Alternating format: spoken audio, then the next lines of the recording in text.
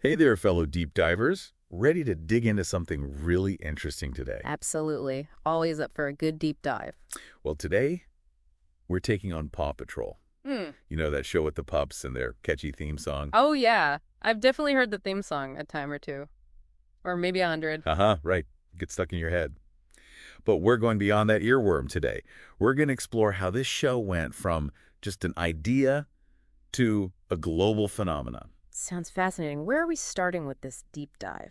Well, we've got a whole mix of sources, academic articles, industry reports, even some episode guides to give us that real fan perspective. Wow, a real mixed bag. Looking forward to seeing what we uncover. Me too. Yeah. And, before we even started this deep dive, I had this image of Paw Patrol as just, a simple kid's show. Yeah, I get that. Talking dogs saving the day. What's more to it, right? Exactly. But then I spent an afternoon with my niece, and let me tell you, I was surprised. It's clever how they weave in those positive messages about teamwork and problem solving. It's like they snuck in some learning without the kids even realizing it. Seriously. But okay, let's rewind a bit, go back to the beginning. Our sources show the show's development was actually a pretty collaborative process. Really? I would have thought it was just someone's random off-the-wall idea that took off. Nope. A small but totally dedicated team at Spin Master. They were the brains behind it. They wanted something totally new for preschoolers. Interesting. So did they just snap their fingers and poof, Paw Patrol appeared? Not quite. Turns out even the animators over at Guru's studio weren't sold on the idea at first. Can you believe it? They didn't think dogs with jobs would be as cool as like superheroes or something. Wow, that's wild. It's hard to imagine Paw Patrol any other way now. Right. I mean, those pups are iconic. But that just shows you the vision of the creators. They stuck to their idea, focused on making each pup unique. And you know what? It totally paid off. Absolutely. They tapped into something universal, I think, those relatable characters and positive values. It's a formula that clearly works. And we can't forget about their screen-to-shelf strategy. They basically made sure the show and the toys were a perfect match. Smart move. So kids see those pups on screen and boom, they want the toys to keep the adventures going at home. It's marketing genius, right? Huh. And it worked. Within a year of the show hitting the airwaves, Paw Patrol toys were everywhere, all over the world. Talk about a success story. But it does make you think about the impact of all that marketing on kids, doesn't it? Yeah, that's a big question. We'll definitely be digging into that later on. But for now, let's focus on the show itself, the format, those lovable pups, all that good stuff. Yeah, let's break down what makes Paw Patrol tick. I mean, each episode follows that classic structure, right? Ryder gets a call, the pups assemble, and they use their unique skills to save the day. It's a formula that clearly works. Plus, it's reassuring for little viewers. Those pups always come through. Yeah. And it's fun seeing each pup's personality shine during those missions. Definitely. It's like a team of furry little superheroes, each with their special talents. Exactly. And speaking of the pups, did you know that some pups are in almost every episode? They're like the core crew. Oh, I didn't realize that. Like a pup A-team. Who are the main players? Well, you've got Ryder, of course, leading the pack. Then there's Zuma, always cool and collected. And don't forget the twins, Tuck and Ella. They're always up to something. It's amazing how they've created such a memorable cast of characters. It's part of what makes Paw Patrol so engaging. For sure. But you know what's really interesting? The show hasn't stayed the same. The themes have actually evolved quite a bit over time. Early on, it was all about realistic rescues. Oh, yeah, like rescuing kittens from trees and stuff. Exactly. But then things got a little more fantastical. Fantastical. How so? We're talking superpowers, dinosaurs, you name it. They really pushed the boundaries of what those pups could handle. Wow, that's a pretty big leap from rescuing kittens. Right. But it's a clever way to keep things fresh and exciting for the viewers. Absolutely. And it probably helps them appeal to a wider range of kids, too. Definitely. But even with all those wild adventures, they haven't lost sight of those core values. Teamwork, problem solving, helping others. That's what's so great about Paw Patrol. It's entertaining, but it also has a heart. And it's a reminder that even amidst all the chaos, those positive messages shine through. It's pretty amazing, right, how Paw Patrol just took over the world. I mean, our sources say it's broadcast in something like 180 countries. 180? Wow, that's almost everywhere. No wonder that theme song is so inescapable. Seriously, and it's not just the theme song. The show's got a huge audience, like 350 million viewers. That's incredible. The 350 million. Wow, that's... Yeah. I don't even know what to compare that to. It's like everyone in America is watching, plus a whole lot more. It's mind-blowing, and all those viewers translate into some serious cash. By 2018, Paw Patrol had brought in over $7 billion, just from merchandise. 7 billion? Hold on, I need to catch my breath. That's more than some countries' entire economies. Talk about a money-making machine. It really is, and it all started with those toys, right? They launched in Canada in 2014 and just exploded from there. I remember seeing them pop up everywhere, seemingly overnight. It was like Paw Patrol mania had taken over. And that's no accident. Remember that screen-to-shelf strategy we were talking about? It's like textbook marketing. It's brilliant, but it does make you think, right?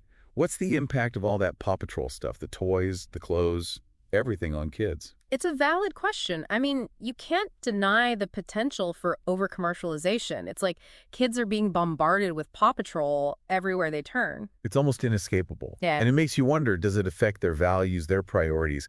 It's definitely something parents need to be aware of. Absolutely. But let's not forget the good stuff, too. Paw Patrol does have some pretty positive messages. Oh, for sure. Teamwork, problem solving, helping others. Yeah. Those are all great lessons for kids to learn. And don't forget that awesome motto, no job is too big, no pup is too small. It's like a little dose of empowerment for kids. It's so catchy. I find myself saying it sometimes, and I'm not even a kid anymore. But seriously, it's a good reminder that everyone can make a difference. Exactly. But you know, one thing that struck me is how Paw Patrol itself has changed over time. It's not just stuck in that same old rescue routine. Right.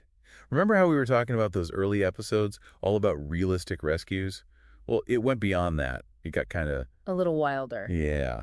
I mean, we're talking superpowers, dinosaurs, Yeah. stuff you wouldn't expect in those early seasons. Wow, that's a pretty big shift. I wonder what prompted that change. Maybe they wanted to keep things fresh, appeal to a wider range of kids. Our sources even mentioned Season 8 tried out a new format with shorter episodes. Interesting. They're not afraid to experiment, that's for sure. It's probably why Paw Patrol has stayed so popular for so long. They're not just resting on their laurels. It keeps things exciting, and it shows they're paying attention to their audience. Speaking of exciting, we can't forget about Season 11, right around the corner. Right. New animation, maybe some new pups.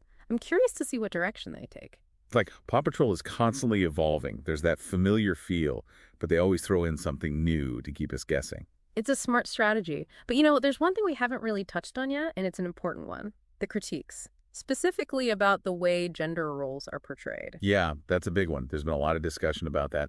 Some people argue that Paw Patrol reinforces those traditional stereotypes, like boys being the leaders and girls being the helpers. And those criticisms aren't just coming from nowhere.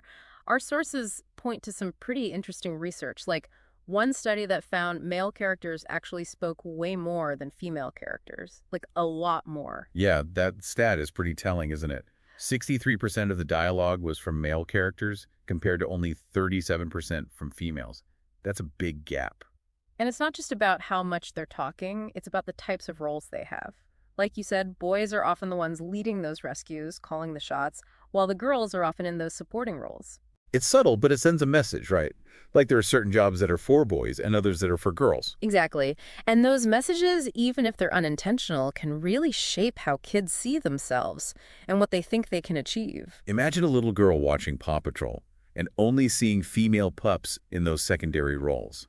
It might make her think she can't be a leader, that those roles are only for boys. That's the danger of these subtle messages. They can limit kids' aspirations without them even realizing it. It's a good reminder that we need to be mindful of the media kids are consuming, even those seemingly harmless shows. And we need to talk to them about what they're seeing, help them think critically about those messages. I totally agree. It's about encouraging media literacy, helping kids develop that critical eye. And you know what? We can even use these shows to start conversations about gender equality. Right. Like, we can ask kids why they think certain pups always get to lead the rescues, or if they think a female pup could handle driving the fire truck. Exactly. Those kinds of questions can help kids challenge those assumptions about what boys and girls can and can't do. And who knows, maybe it'll even inspire them to create their own stories that are more inclusive and empowering. I love that idea. Inspiring the next generation of storytellers to create a world where everyone has a chance to shine. That's the goal, right? It's not just about pointing fingers at Paw Patrol or any one show.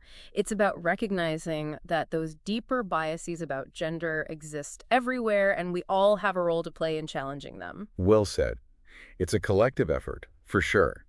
And it starts with those conversations, with recognizing those subtle messages, and with demanding better, more inclusive representation in the media our kids are consuming. It's great that we're seeing some progress, towards more inclusive representation. But it's not just about having more girl pups on the team, right? Right. It goes deeper than that. Like, even when Paw Patrol shows teamwork, the tasks are often divided in a way that feels kind of stereotypical. Yeah, I see that. The boy pups tend to be the ones leading the missions, operating the heavy machinery, while the girl pups are often in those supportive roles. Exactly. And that sends a message, even if it's unintentional. It reinforces those old ideas about what boys and girls should be doing. It's like those subconscious biases sneaking in. Yeah, exactly. And it can have a real impact on how kids see themselves and the world around them. So what can we do about it? Well, for one, we can be aware of it.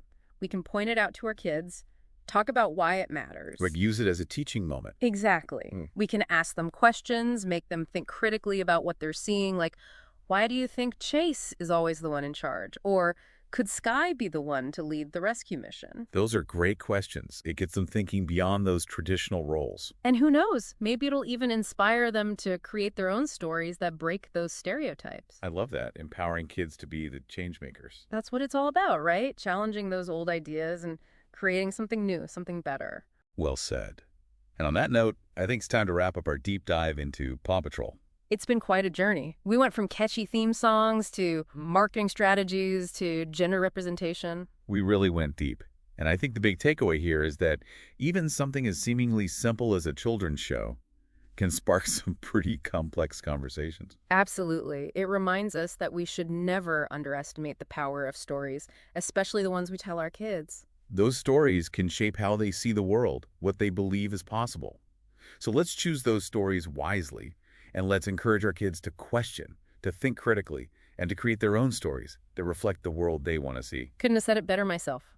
Thanks for joining us on this deep dive, everyone. Until next time.